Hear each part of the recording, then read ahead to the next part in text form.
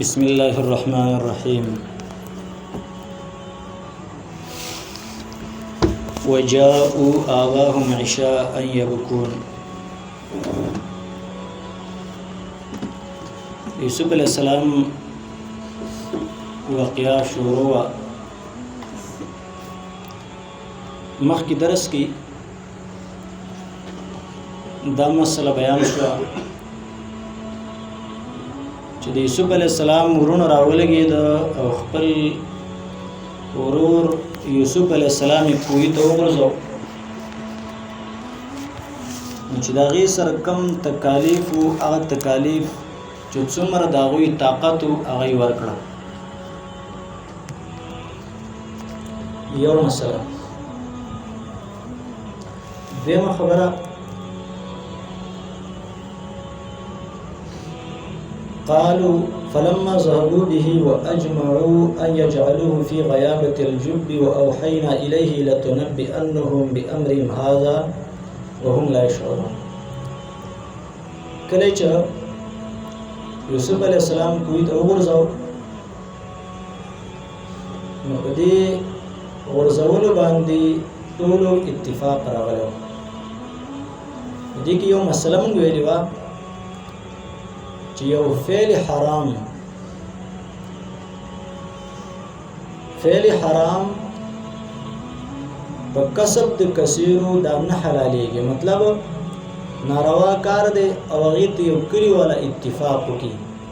یو ملک ته اتفاق وکړي، که ټوله دنیا اتفاق وکړي خو کار ناروا دی هغه به چې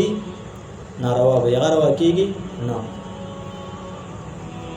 لکه دلته د یوسف علیہ السلام قتل دا ناروا و، ځکه د مسلمان قتل د دریو وجو نه روا کېږي او هغه دریواړه وجې دا پیغمبرو په دې کې بالکل شایبه هم دغې نشو، شک هم نشو راتلی، بل صغیر و ماشوم. یو مسله دویم واوحینا الیه لتنبئنهم بامرهم هذا وهم لا یشعرون. الله رب العالمین فرمایي ما دته وحی وکړه. نو بعض علما مفسرین ذکر کوي چې د دې وخت نه دته وحی جاری شوی و، خو لیکن امام قرطبی رحمه الله د بعضی مفسرین نه دا نقل کوي لکه امام ضحاک و غیره چې نه دلته اوحینا نو مراد زړه کې الهام دی. لکه الله رب العالمین د مچې باره کې وایي واوحى ربك الى النحل، الله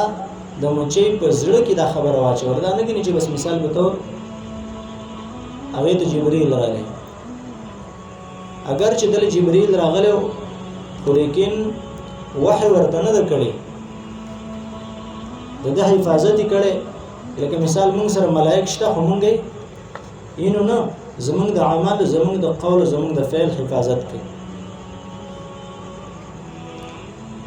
نو الله رب العالمین ورته زړه کې واچول لتنبئنهم بامرهم هذا وهم لا يشعرون. دوی نه پوهېږي د دې په حقیقت باندې به پوه شي. او دغه شان ته وشوه هغه ورځ راځي چې هغه ورور چې د دیو اراده دا وه چې دی ښکته وغورځوي، الله دومره هغه بروخجاوه دنیا کې هم چې هغه ورونه واپس هغه ته محتاج کړه. او داسې ورته وایي یا ایها العزیزو، هغې کې څومره دغه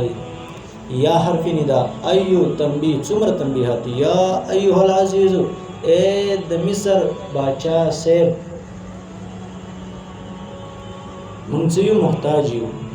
مونږ ته تکلیف رسېدلی د جدا نه راغلی یو، ته زمونږ سره په نرخ کې نرمي وکړه.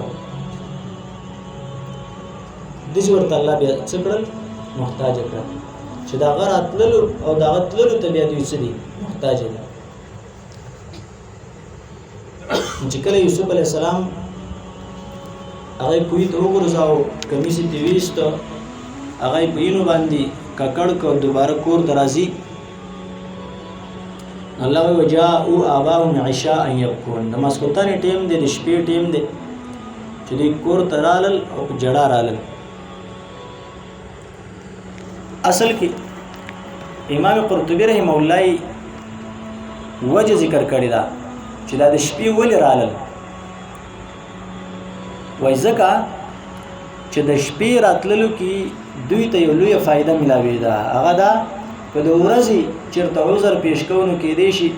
د چا خوله وخوېږي یو څه بل شي، مطلب آثار خو معلومیږي که نه. او د شپې چې کم دی نو مونږ که هسې چغې ووم نو خلک به وایي چې جاړي، خلک به وایي چې څه دی جاړي. نور چې دومره زړه سخت شي هغه بیا چېرته داسې صحیح ژړا کولی شي. یو خبره پکې ده. بله پکې ده وایي کله چې دوی کور ته راورسېدل نو دوی په چغو چغو جوړلو، دا چغې یو غوبل جوړ کړو. په دې کې کله چې یعقوب علیه السلام د دوی جړا واورېده نو قال ما بكم، دا څه چل شوی دی چې جاړئ؟ چل څه شوی دی؟ آیا په ګډو چیلو کې څه شی ختم ورک شوی دی که نه تاسو ته څه مسله رسېدلې ده؟ قالو لا، دغه څه خو نه دي. نو ډایرکټ ویل فاین یوسف، یوسف هم څه؟ نو ډایرکټ دی ویل قالو ذهبنا نستبق فاكله الذئب، یاره بس موږ لاړو ذهبنا نستبق ونتركنا يوسف عند متاعنا فاكله الذئب، یاره موږ منډې والې یو بل نه مخکې کېدو او ښکارم شروع کړ، دیم د سامان سره پرې خو شرمخ وکړ. نو چې دا خبرې وکړه وایي فبکا وصاح، نو یوسف علیه السلام یعقوب علیه السلام چیغې کړې او وقال اين قمیصه، قمیص یې کوم ځای کې دی راله شابه راوړی. داسې قمیص راله راوړی چې راته بیان وکړي. نو دې کې امام سدي ابن حبان یو خبره بل هم کړې، وایي چې کله ورته دې زامن وویله دې پلار ته چې اکله الذئب، هغه خو شرمه خوړلی، نو وایي ایسته یوسف یعقوب علیه السلام باندې څه راله بېهوشي راله او را پرېوته. نو دوی بیا وګوره ورخغلی چې لکه مثال دی اوښ کې راشي، خو لیکن فلم یتحرک، بلکل هغه ونه خوځېد سره. دوی ورته اوازونه کول فلم یجب، هغه ورته جواب نه ورکاوه. بیا وهب ابن منبه دا یو بل یو عالم دی هغه پکې خبره کړې، وایي یهوذا راولګېده د خپل پلار د کوم رګونه چې خوځي، لکه مثال سر کې رګ خوځي، مرۍ کې وغیره، په هغې باندې لاسونه کېښوستل نو هغه هم نه خوځېده، نو په هغې کې حرکت نه و. نو یهوذا دې ورونو ته ویل ویل لنا، زمونږ لپاره لوی هلاکت دی، ته وګوره زمونږ دین هم ځان له څه که هم ضایع که، ورور هم ضایع که، او قتلنا آباءنا، خپل پلار هم قتل که، دین هم خراب که، ورور هم قتل که او پلار هم قتل که. ولې خو د هغه د وجې نه ورور هم مړی، پلار هم وفات شي، دکې هم څه نشته. نو یعقوب علیه السلام هغه وخته پورې جواب ورنکړ تر دو څو پورې چې دی سبا یخنۍ رایخ کړ. نو چې کله دی په اوښ کې رالی نو چې ویې کتل د یعقوب علیه السلام دا سر دغه مشر زوی چې کوم روبیل دغه په دې غېږ کې پروت و. نو یعقوب علیه السلام ورته ویل یا روبیل تا ته ما د خپل زوی باره کې وصیت نه و کړی؟ آیا تا نه ما خپل واده نه واخیستی؟ نو روبیل ورته لګیا شي بس دا خبرې وسکه پرېږده، اصل کې څه و ته دا جړه پرېږده دا ختمه که. نو یعقوب علیه السلام چې کله جړه لږ بنده کړه نو دی ورته وایي ای زموږ پلاره انا ذهبنا، موږ لاړو نستبقو وترکنا یوسف عند متاعنا فاکله الذئب، موږ یو بل نه په منډو کې یو بل نه مخکې کېدو او خپل ورور هم د سامان سره پرېښود، بس شرمخ رالی هغې وخوړ. دې ځای کې لکه دوی د مکر جړاګانې شروع کړي او بیا یوسف علیه السلام یعقوب علیه السلام څه اشعار هم ویلي دي، انشاءالله کېدای شي او مخکې درس کې بله ورځ به ووایو. یو بله مسله په دې دی کې امام قرطبي کړې ده، وایي زموږ علما ذکر کوي هذه الآیة دلیل على ان بکاء المرء لا يدل على صدق مقاله، چې کله یو سړی جاړي نو عامه جړه چې کوم دا چې کوم دی د دلیل نه په دې خبره باندې چې دا پلانکې دا خبره څه کوي، دا خبره به صحیح. لہذا وایي چا په خبره به چا په جړه به نه دوکه کېږي، چې سنت تعالی څوک راشي د مخه سره په جړه شي، په جړه ورشي. خیال دی داود علیه السلام له یو دوه کسان راله دیوال راواوښته، څنګه راواوښته نو یو ته لګیا شو. ته وګوره قرآن څه وایي عجیبم ترتیب ذکر کړي کنه هغه کم چې اول خبره کوي په بل الزام لګي وای تو ګور کنه وای دا زما شریک دي زما ور د غړي دي او زما څو غړي دي زما یو غړه ده او د نن وی غړي دي او وای دې څه دي د زما په خبرو کې مزور ور دي او اوس ما ته وای چې څو ته مال غړ راکنه خبرو کې دې زر ورشه کابل ان نه زګه خپل خبر نه کړي او دې مخ نه لګیا دي داود علیہ السلام له ډایرک فیصله وکړه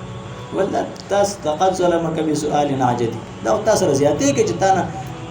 ننان وګړي د دې استانم څنګه یو غړ تار ساستانه دا غم دنه غواړي هیڅ اور صبر ونه کنه ولې ظاهري حالت ته وکړل چې رښتیا به دې سکی ظاهري کیفیت او جړه او کم هيئات جوړ کاغه ته وکړل لہذا دم څو وکړه دې کې امام قرطبي رحم الله وایي چې د انسان په ظاهري سبکه جړه باندې با